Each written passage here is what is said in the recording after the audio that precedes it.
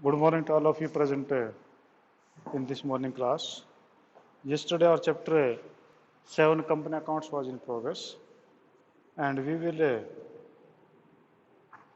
discuss today this chapter. और हम यहाँ पर जो रजिस्ट्रेशन जो कर चुके थे वो मैं देख लेता हूँ, शायद आपका 15th तक हो चुका था, आपका 15th रजिस्ट्रेशन हो चुका था और 16th भी आपका हो गया था। ठीक है, 16th में पढ़ा था, शायद हुआ नहीं था अभी। ठीक है, तो अभी हमने पढ़ा था इसको 16th को। तो 16th को हम जो है ये हम दे रहे थे कॉल इन एडवांस, इसके अंदर आया हुआ है। तो यहाँ पर इन्होंने बोला शायद ये आ गया था, हमने कर लिया था इसको, विशाखा हमने कर लिया था ना शायद 7th ये 16th। हेलो, हाँ कर लिया था हमने। 17th पे आइए आप। 17th में देखते हैं कि on 1st January 2020 x limited received in advance the first call of rupees 2 per share on 10,000 shares, equity shares. The first call was due on 15/2/2020. ये आपको बेवकूफ़ बनाने की कोशिश कर रहा है, बाकी कुछ भी नहीं है। कि आपका जो है 1 जनवरी 2020 को आपके कॉल इन एडवांस आ गई थी ₹2 पर शेयर के हिसाब से 10,000 शेयर्स पे। तो 10,000 शेयर्स पे आपका पैसा जो आ चुका था और फर्स्ट कॉल जो ड्यू होती है वो 15 फेब को। तो कहता है कि आप इनकी एंट्री करके दिखाओ, बस ये बात कर रहा है। तो ये बात कर रहा है, देखो इसको कि आपके जो है पहले 1 जैन को जो है वो आपके पास में आ गई थी, तो 1 जैन को आप जो है एंट्री पास करेंगे। ठीक है, तो 1 जैन को आप एंट्री पास करेंगे तो ये आपका जर्नल। ये बात आपको मैं फिर बता दूं कि आपने जर्नल का फॉर्मेट जरूर बनाना है। आप ये मत समझना कंपनी अकाउंट में नहीं बनाना पड़ेगा, जहाँ पर भी जर्नल एंट्री होती है वहाँ पर आपको जर्नल का फॉर्मेट जरूर बनाना पड़ेगा। ठीक है, ये बात ध्यान में रखना। तो 1 जैन को है हमारे पास में एडवांस आया था, तो हमारी एंट्री हो जाएगी bank account debit. Bank account debit, bank में कितना 10,000 शेयर्स के ऊपर ₹2 के हिसाब से 20,000 हमारे को एडवांस मिल गया। ठीक है, और ये किस चीज़ का पैसा है, to call in advance, to call in advance इसका पैसा हो गया और ये उन्हें 20,000 यहाँ पर कर दिया। ठीक है, तो यहाँ पर आप नरेशन दे दोगे कि advance received, call in advance received. ठीक है जी, तो फर्स्ट एंट्री यहाँ पर ख़त्म हो गई। अब 15 फेब को जो है आपका अमाउंट ड्यू था, तो यहाँ से पैसा निकालोगे तो ये हो जाएगा call in advance debit, call in advance debit. तो कॉल इन एडवांस आपका डेबिट हो गया 20,000 से। ठीक है, और to share first call, to share first call, first call का 20,000, क्योंकि फर्स्ट कॉल आपकी ड्यू थी। तो यहाँ से हमने पैसा निकाल लिया, तो ये हमने पहले पैसा यहाँ डाला था, फिर यहाँ से निकाल लिया, तो ये खत्म हो गया। इसका सीधा क्या हो गया, bank account debit to share first call. और आपने ऐसी एंट्री नहीं करनी कि सोचो कि सर ने बोल दिया था कि bank account debit to share first call, ऐसा नहीं होगा। तो इसमें पहले share bank account debit to share call in advance और फिर call in advance account debit to share first call. इस प्रकार से आपकी ये एंट्री होगी। हाँ जी, any problem you can call. हाँ जी, नेक्स्ट पे देखिए, ये करें कि सनराइज लिमिटेड वो registered with capital of rupees 4 lakh shares in 100 each, 4 lakh shares है, 100 ईच है। It issued 2,000 of such shares payable 25 on application, 25 on allotment, 20 on first call and balance when required। कि इन्होंने जो है 2,000 शेयर इश्यू किए थे, उसे 25 रुपये एप्लीकेशन पे, 25 रुपये अलॉटमेंट पे और 25 रुपये फर्स्ट कॉल पे, ना 20 रुपये, और बैलेंस वेन रिक्वायर्ड। ठीक है जी, all money payable on application allotment were duly received, means there is no problem on application and allotment. But when the first call of 20 per share was made, one shareholder holding 100 share failed to pay the amount due, and another shareholder holding 200 share paid the full amount in full। तो यहाँ पर जो question कह रहा है कि आपका allotment बनी है, सॉरी एप्लीकेशन बनी, अलॉटमेंट बनी, there is no problem. And when we call for the first call और we 20, a share holder holding 100 shares, he didn't pay the call first call money। it means there became a call in arrear. And another person having a 200 shares, जिसके 2000 shares थे, he has paid call in advance. उस बंदे ने call in advance हमारे को पे कर दी, यानी उस बंदे ने हमारे को कॉल जो वो एडवांस में दे दी। तो ये कहता है कि आप जो है एंट्री करके दिखाइए किस प्रकार से एंट्रीज करेंगे। तो पहले तो आप जो क्वेश्चन को अच्छी तरीके से समझ लो, उसके बाद ही फिर बाद की बातें करेंगे। तो let us try to understand the statement of the question. There is authorized capital, means no need to take the attention कि आपका जो है अथोराइज कैपिटल है 4 लाख रुपीज़, 4 लाख है, 100 ईच एंड 4000 शेयर्स हो गए, और out of this 2000 share were issued, इसमें 2000 शेयर इशू किए गए हैं, means the share issued is 2000। We will make the calculation on this 2000। Application money, allotment money, first call money, second call money. इस last वाले को second and final भी कह देते हैं, अगर फर्स्ट में ही लास्ट हो तो फर्स्ट एंड फाइनल कह देते हैं, तो इस बात से कंफ्यूज मत होना। और मैं शेयर कैपिटल वर्ड यूज़ कर रहा हूँ, तो अगर प्रेफरेंस शेयर वर्ड है तो you will insert the preference share, if equity share is there then you use equity share, ठीक है। तो वो क्योंकि हम रूटीन में जो है इस प्रकार शेयर बोलते रहते हैं, पर आप एग्जाम टाइम में ध्यान रखेंगे कि आपका इक्विटी है क्या है, ठीक है। तो इसमें था 25, 25 और 20, ठीक है। तो एप्लीकेशन पे है 25, अलॉटमेंट पे है 25, फर्स्ट कॉल पे है 20, तो फिर 25, 20, 50, 50, 20, 80, 70, 70 और 30, तो ये आपका हो गया जी 100। Means the share were issued at par, there is no condition of a premium, only at par, ठीक है। अब यहाँ पर बोला कि all the things were okay when we made the first call, when we made the first call, in that case 100 of shareholder not pay the first call, and the shareholder of second and the shareholder having 200 shares, these are paid the this call also। Means आपके first call जो है वो 100 shares ने तो first call पे नहीं की, जबकि आपके 200 शेयर्स ने जो आपका 30 रुपीज़ सेकेंड कॉल का वो हमें एडवांस पे कर दिया, ठीक है, समझ गए। There is two things side by side, one is call in arrear and one is call in advance, one is call in arrear and one is call in advance.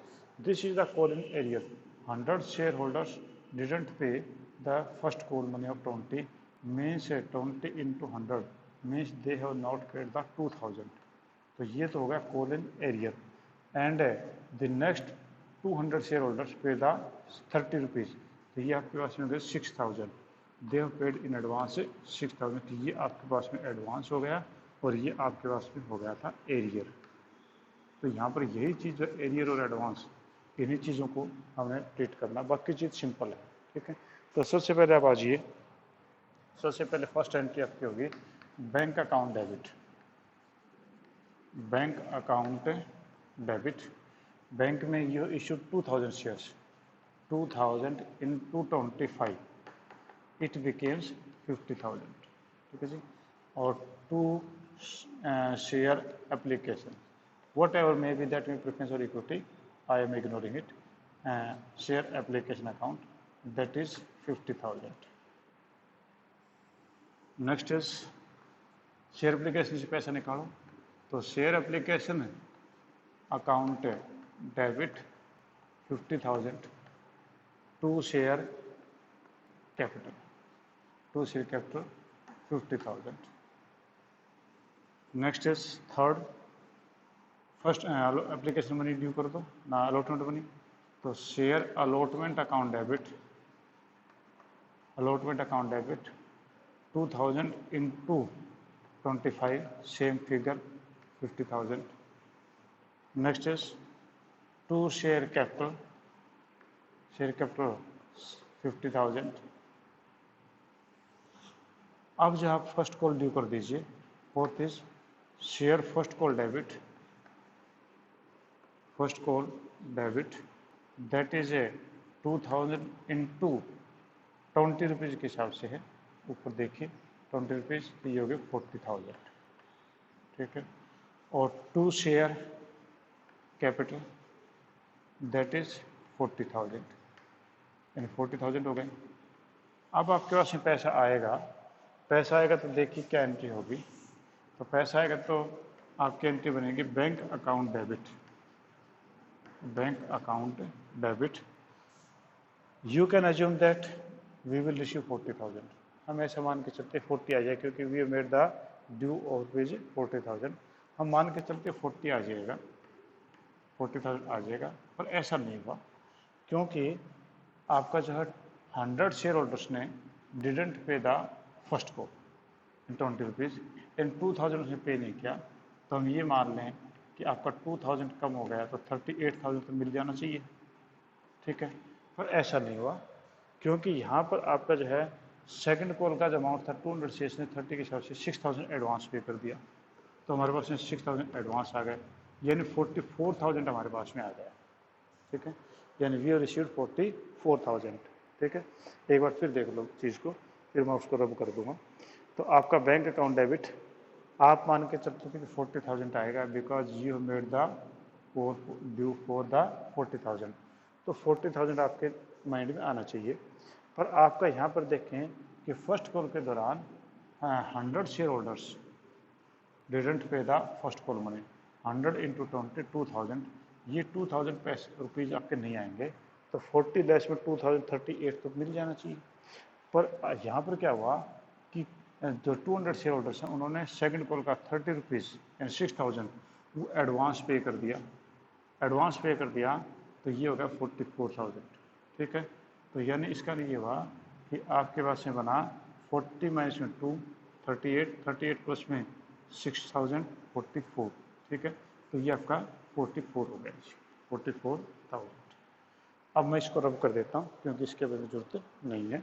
तो आप देख लो इसको कि आपने जो है यहाँ पर जो किया उसको फिर मैं रिवाइज कर देता हूँ कि आप मान के चलते थे कि 40,000 आना चाहिए, बट 2,000 नहीं आया क्योंकि कॉल इन एरियर है। तो 38 तो मिलना ही चाहिए, और 38 में आपका कॉल इन एडवांस 6,000 फालतू आया हुआ है, तो 44 आ गया, ठीक है। तो इस पूरे के पूरे सिस्टम को आप जो यहाँ पर इतनी बड़ी लंबी चौड़ी कैलकुलेशन करने के बजाय आप इसको सीधा यूँ लिख दें यहाँ पर ऐसे कि बैंक अकाउंट डेबिट है 44,000। I have made that calculation to understand you better, ठीक है। तो ये आपका 44,000।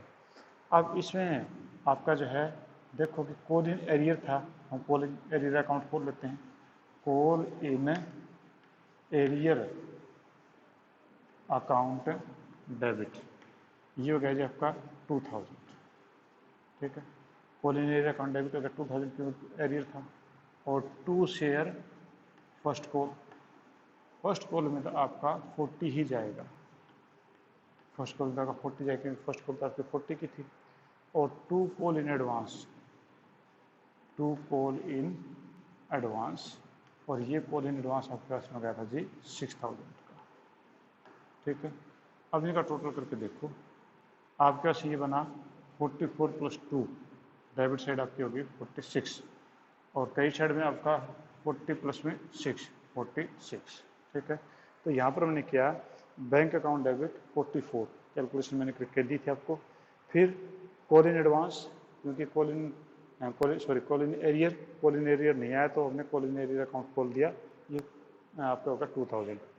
और 2 शेयर फर्स्ट कॉल 40,000 और 2 कॉल इन एडवांस 6,000, ठीक है। ये होगा। इस एंट्री को हम एक एंगल से और भी कर सकते हैं। आप पहले फर्स्ट कॉल के एंगल से करो, तो फर्स्ट कॉल के एंगल से करें तो बैंक अकाउंट डेबिट, बैंक में तो आपका 38 ही आया था क्योंकि 2,000 नहीं आया, और ये कर दिया कॉल इन एरियर, ये हो गया जी 2,000, और 2 शेयर फर्स्ट कॉल में आपने कर दिया तो ये होगा 40,000। यानी आपकी पहले वाली जो कॉल है फर्स्ट कॉल है वो कंप्लीट हो गई। अब उसका दूसरा करते हैं, आपके पास और फालतू पैसा आया था, तो बैंक अकाउंट डेबिट फालतू पैसा कौन सा आया था 6,000, किस चीज़ का आया था 2 कॉल इन एडवांस, का 6,000 आया था। एक एंगल ये भी हो सकता है, you can make the general entry like this way. तो या तो आप कंबाइंड एंट्री कर दो, compound entry not combined, compound entry, या आप सेपरेट एंट्री करोगे। अब दोनों में देखो कोई फर्क नहीं है। बैंक अकाउंट डेबिट 38 और बैंक अकाउंट डेबिट 6, 38 6 44, ठीक है। Calling area 2, calling area 2 debit ही है, ठीक है। 2 share first call, 2 share first call ही है। 2 call in advance, 2 call in advance है, ठीक है। तो यहाँ पर आपका चाहे आप कंपाउंड एंट्री कर दो और चाहे आप इनको सेपरेट कर दो, दोनों में आंसर सेम होगा और दोनों ही आपके जो है एग्जामिनेशन पॉइंट ऑफ व्यू से करेक्ट है, ठीक है जी। हाँ जी, any question from your side? कोई क्वेश्चन आप पूछना चाह रहे हैं इसके बारे में? अगर कोई प्रॉब्लम है तो यू कैन आस्क मी। हाँ जी, ऐसी कोई प्रॉब्लम नहीं है? बेटा आपकी आवाज़ क्लियर नहीं आ रही है मेरे पास में। लास्ट एंट्री रिपीट कर दूं? चलो लास्ट एंट्री में रिपीट कर देता हूं कि लास्ट एंट्री में ये देखो कि आप लोगों ने जो है, हमने ये कहा था कि आपका यहाँ से देख लो कि share first call account debit 2000 into 20, आपका 2000 शेयर्स का 20 रुपीज़ के हिसाब से सेकेंड फर्स्ट कॉल थी, तो 40 आना चाहिए।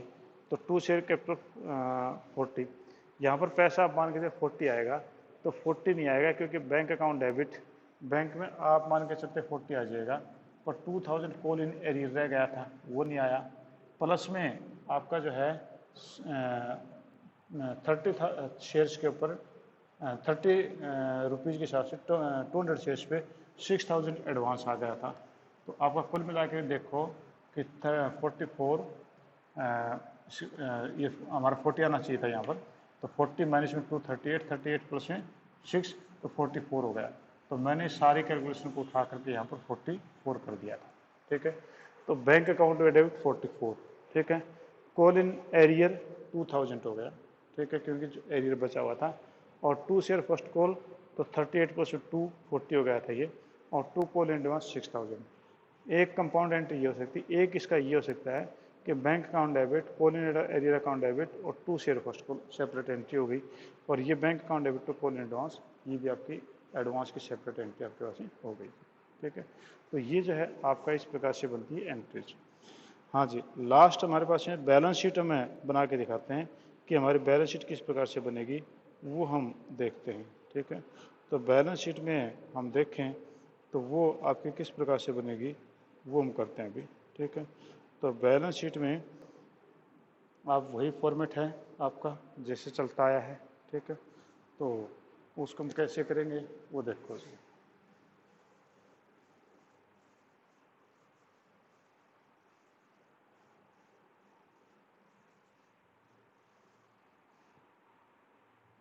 बैलेंस शीट में आप जैसे बैलेंस शीट इस प्रकार से बनाइए, आदत वही रखिए। ये हो गया जी आपके पास में,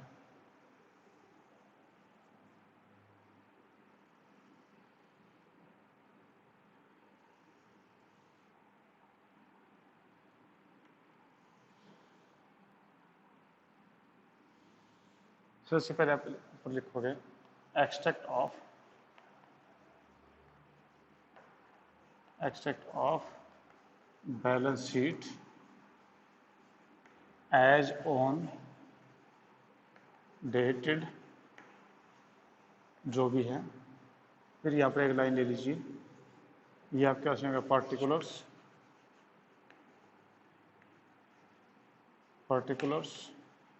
ये हो गया नोट नंबर, ये है करंट ईयर, ये आपके पास है प्रीवियस ईयर, ठीक है जी।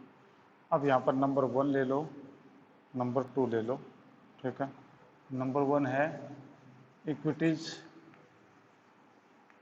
And liabilities, equities and liability side. इसमें आपके पास में होगा जी share holder fund, share holder fund में आपके पास में हो गया number A share capital. Share capital आपके पास कितनी हो गई थी, तो शेयर कैपिटल जो है मैं बुक में देख के नकल मार लेता हूँ तो ये आप कैसे होंगे जी 138, 1,38,000, 1,38,000, ठीक है जी। दूसरा उसके बाद में है वो बुक में जो दे रखा है वह करंट लायबिलिटीज़, करंट लायबिलिटीज़ में आपका 6,000 है। तो आपका यहाँ पर मैंने बोला था ना एस एन और सी, S for share capital, N for non current liabilities, C for current liabilities. तो हमारे यहाँ पर करंट लायबिलिटीज का कॉलम भी है। तो ये आप कैसे हो गया करंट लायबिलिटीज। करंट लायबिलिटीज में आपके अदर करंट लायबिलिटी है, अदर करंट लायबिलिटी है, और अदर करंट लायबिलिटी नंबर 2 है, और नंबर 2 में अदर करंट लायबिलिटी आपका 6,000 है, ठीक है। तो ये आगे जब पूरी बैलेंस शीट आएगी तब करेंगे, बस आप ये रख लो, ये ध्यान रखो एस एन सी, ठीक है। तो एस एन सी में S for share holder fund, N for non current liability, non current liability यहाँ नहीं है, और C for current liability, current liability यहाँ आ गई है, अदर करंट लायबिलिटी में हो गया। और उसके बाद में था एसेट्स। एसेट साइड में आपके पास कौन सी चीज़ें हैं, तो एसेट साइड में आपके पास जी कोलिन, सॉरी आपका अदर करंट लायबिलिटी तो हो गया था। एसेट साइड में आपका cash and cash equivalent, cash and cash equivalent current assets में हो गया है। करंट एसेट्स में कैश एंड कैश इक्विवेलेंट्स, और ये आपका नोट नंबर 3 हो गया था, ये हो गया था 1,44,000, और इनका टोटल बाई चांस 144 बैठ रहा है, ठीक है। तो आपके 3 नोट्स हैं ये। अब इन तीनों नोट्स को आपने फर्दर जो एक्सप्लेन करना है, तो तीनों नोट को हम एक्सप्लेन करें तो वो आपके किस प्रकार से आपके एक्सप्लेन होंगे, हम उनको जब भी शुरू करते हैं, ठीक है जी। तो अब आप सबसे पहले ले लो ये क्या आपने नोट्स टू अकाउंट,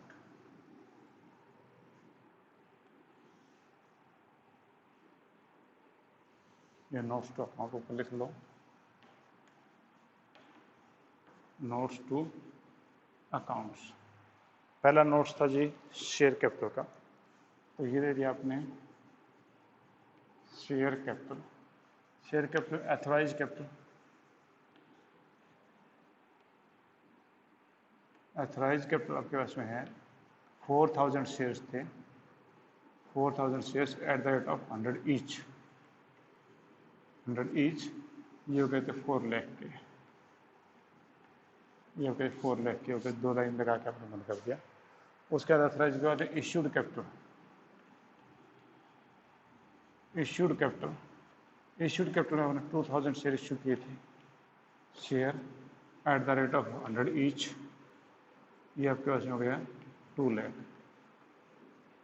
2 लाइन लगा के बंद कर दो। इसके बाद में आपका जो है subscribed and fully paid, subscribed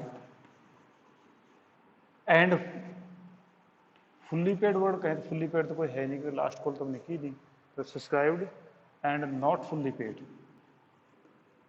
not fully paid, आपके सब्सक्राइब तो हो गए और वो फुल्ली पेड नहीं है, तो वो आपके पास में कौन से होंगे, तो वो आपके पास में जी 2,000 शेयर्स हैं, 2,000 shares at the rate of 70 called up, 70 called up, तो ये होगा जी 1,40,000 आपका जो है, क्योंकि 30 तो लास्ट वाले कॉल की नहीं हमने, तो ये हो गया आपका इसमें जो 2,000 into 70 1,80,000 less call in arrear, यहाँ पर कॉल इन एरियर आपका 2,000 का रह गया था, आपको ध्यान हो तो 100 शेयर पे, तो 1,38,000 हो गया जी, और ये 1,38,000 आपका सॉल्यूशन है इसका, ठीक है।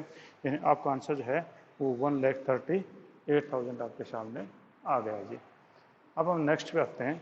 नेक्स्ट हमारा सेकंड नोट है, वो हमारे पास में करंट लायबिलिटीज, ठीक है। तो सेकंड नोट में करंट लायबिलिटीज आपके पास में हो गया, सेकंड नोट में, ये फर्स्ट नोट हो गया था, और सेकंड में है current liabilities. Current liability, current liability में आपके पास में हो गया था call in advance, call in advance, और वो कॉल इन एडवांस आपका 6,000 थी, क्योंकि आपके 200 शेयर्स पे 30 रुपीज़ के हिसाब से आपके कॉल इन एडवांस आ गई थी, तो वो आपका 6,000 हो गया। और थर्ड है आपका कैश एंड कैश इक्विवेलेंट, ये वाला था। और थर्ड आपके पास में है जी cash and cash equivalent, cash and cash equivalents. और ये आपके पास में cash at bank, cash at bank, क्योंकि जितना सारा पैसा आया था ना 144, ये सारा का सारा आपका बैंक में पड़ा है, तो ये हो गया 1,44,000। ठीक है जी, ये आपके पास बनेगा नोट्स टू अकाउंट। हाँ जी, एनीबडी हैज एनी प्रॉब्लम? किसी को प्रॉब्लम इसके बारे में आप में से पूछ सकते हैं अभी? हाँ जी, कोई प्रॉब्लम नहीं है तो कोई प्रॉब्लम नहीं, तो ठीक है, आज हम इतना ही कर लेते हैं, क्योंकि नेक्स्ट टॉपिक हम स्टार्ट करेंगे। तो नेक्स्ट टॉपिक में आपके पास और सब्सक्रिप्शन 19th आएगा, तो हमारा पूरा नहीं हो पाएगा, क्योंकि एक्सप्लेनेशन में ज़्यादा चाहिए, और फिर और सब्सक्रिप्शन का हमारा नेक्स्ट टॉपिक आ जाएगा। आज हम इतना ही करते हैं। तो अभी किसी को कोई प्रॉब्लम है किसी प्रकार की, आप पूछ सकते हैं, ठीक है। और स्कूल जो खुलने मेरे को लगते हैं मुश्किल, क्योंकि हालात जिस प्रकार से बिगड़ रहे हैं। और इसके साथ साथ में आप जब फीस जिन बच्चों की नहीं जमा हुई है वो फीस ज़रूर जमा करवा दें स्कूल में, ठीक है। Thank you, have a nice day. PTM के बारे में बेटा अभी कुछ भी नहीं कहा जा सकता। पीटीएम में शेड्यूल किया था, आज का ही किया था, पर क्योंकि कोरोना ज़्यादा बढ़ने के कारण से पीटीएम नहीं हो पाई, तो वो शेड्यूल नहीं हो पाई। दोबारा से रीशेड्यूल करेंगे उसको कि कैसे क्या हो सकता है, ठीक है। बोलो बेटा, क्या बात एग्ज़ाम नहीं होने चाहिए क्या? हाँ बेटा, एग्ज़ाम तो सारे होंगे, यूँ नहीं तो ऑनलाइन होंगे। हम अभी माइक्रोसॉफ्ट टीम लेके आए हैं स्कूल में नई। माइक्रोसॉफ्ट टीम के ऊपर आप एग्ज़ाम दे सकते हैं, डायरेक्ट ऑनलाइन दे सकते हैं। आप जो नकल भी नहीं मार सकते, उसमें सारे उसमें अरेंजमेंट हैं। और आपके क्वेश्चन पेपर भी, असाइनमेंट भी, सारी चीज़ें उसके अंदर हैं। हो सकता है 2-4 दिन में हम उसको इम्प्लीमेंट कर दें। उसमें टाइप करने वाला भी और फोटो कॉपी भेजने वाला भी है, ठीक है ना। आप कोई भी क्वेश्चन जो है लिख करके उसके स्नैप ले करके और उसके ऊपर भेज सकते हो, ठीक है। तो अभी जो उसके मैं गो थ्रू हो रहे हैं उसमें देखते हैं। और उसमें ये कि अच्छा सिस्टम बता रहे हैं, वो वीडीजे स्कूल के अंदर वही चालू हो रहा है, तो हम भी वही शुरू कर रहे हैं अभी, ठीक है जी। तो थोड़ी देर बाद हम फिर मिलते हैं। Thank you, have a nice day.